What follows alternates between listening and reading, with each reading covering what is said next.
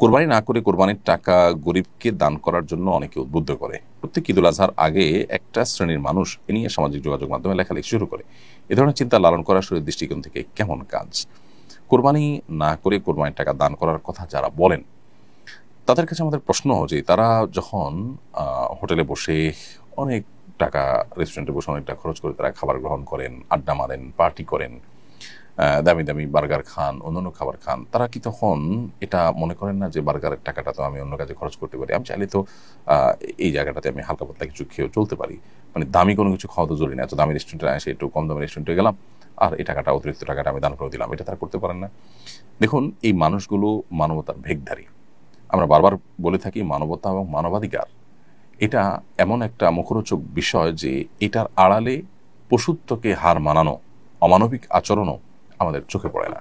সেগুলোকে ঢাকবার জন্য মূলত এই সমস্ত মুখরোচক স্লোগানগুলো দিয়ে থাকে এক শ্রেণীর মানুষ, সেটা দেশে, দেশের বাইরে, সব জায়গায় আছে।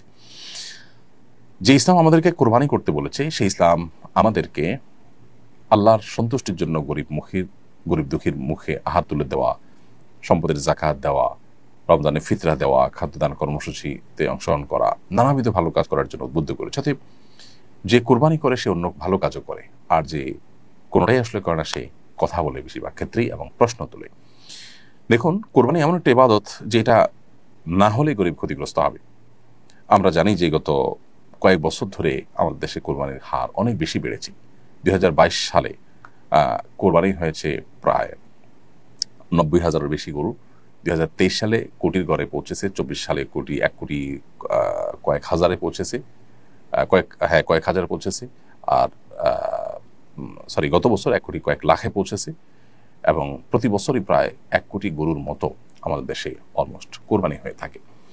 এই যে গরু না, গরু ছাগল মিলিয়ে 1 কোটির মতো কোরবানি হয়ে থাকে। এই যে কোরবানি হয়ে থাকে, ডয়েচে ভেলের রিপোর্ট বলছে যে 1 লক্ষ কোটি টাকার আদান প্রদান এবং লেনদেন হয়ে থাকে কোরবানির এই মৌসুমে, যেটা জাতীয় অর্থনীতির জন্য বিরাট বড় একটা মাইলফলক এবং অনেক বড় একটা অর্জন এবং অ্যাচিভমেন্ট। এবং এর সাথে কৃষকদের, গ্রামের গরিব অসহায় মানুষদের, অনেক বিধবাদের স্বার্থ জড়িয়ে আছে। আমরা অন্যান্য বছর দেশের বাহির থেকে, ইন্ডিয়া থেকে গরু আমদানি করে তারপর কোরবানির যে চাহিদা সেটা মেটাতে হতো। আলহামদুলিল্লাহ গত বহু বছর যাবত আমাদের দেশীয় গরু দিয়ে যথেষ্ট হচ্ছে, দেশীয় পশু দিয়ে যথেষ্ট হচ্ছে কোরবানির কাজ করা। 1 লক্ষ পশু মাত্র একদিনে জবে করতে হবে, তার জন্য হাজারো খামারি, কৃষক, চাষি তারা কিন্তু গরু ছাগল এগুলো লালন পালন করে, বড় করে, এরপরে সেগুলো বিক্রি করে তারা মুনাফা অর্জন করে। অর্থাৎ এই কোরবানিটা অনেক গরিবের স্বার্থকে রক্ষা করে। এরপর আসুন, আমিষের যে প্রয়োজন সেটি অনেক গরিব অসহায় মানুষেরা সারা বছর মেটাতে পারেন না। কোরবানি তাদের আমিষের ঘাটতি পূরণের বা আমিষের প্রয়োজন পূরণের অন্যতম সূত্র বা অন্যতম মাধ্যম।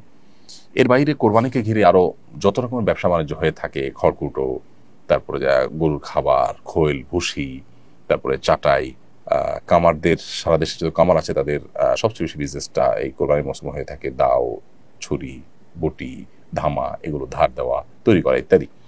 এরপরে কাঠের গুঁড়ি তৈরি করে সেটাতে গোশত বানানো, কসাইদের ইনকাম, বহুবিধ শ্রেণীর মানুষ, এমনকি আজকাল তরুণরা অনেকে বিভিন্ন এলাকাতে ছোট ছোট গরুর বিক্রি করার অনলাইন প্ল্যাটফর্ম, অফলাইন প্ল্যাটফর্ম বিভিন্নভাবে তারা তৈরি করে তারা বিজনেস করছে এবং তারাও উদ্যোক্তা হয়ে উঠছে।